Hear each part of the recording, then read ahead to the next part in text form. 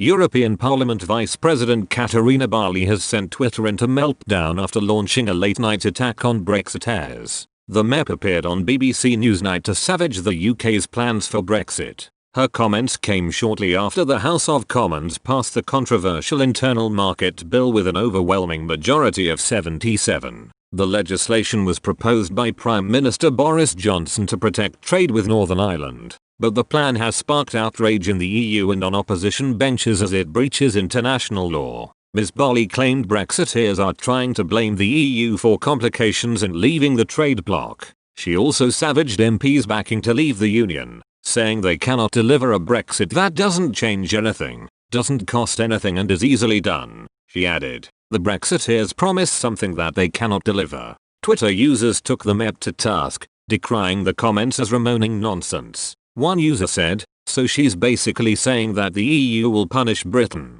even if they have to hurt themselves more doing it." Another added, "Here we go again, Ramoning nonsense. All we are trying to do and will do is regain our independence. Why can't they just let us go in peace?" Other users added more criticism for Ms. Barley's comments. One pointed out that Barnier was the one threatening trade between GB and NI, after reports in the Telegraph claimed the EU chief negotiator explicitly threatened to remove the UK's third-party status for exporting food to the EU. Another took issue with the MEP's refusal to confirm whether the EU will up tariffs without a deal, and said, but specifically did not deny that in the event of no deal the EU will charge tariffs on all good going from the UK to Northern Ireland. The UK cannot and will not permit it. Another Twitter user said, "The bill is a proportionate response to the EU acting in bad faith. It protects United Kingdom interests. If you think otherwise you're probably a salty Remainer." It follows the Internal Market Bill passing its first round through the House of Commons.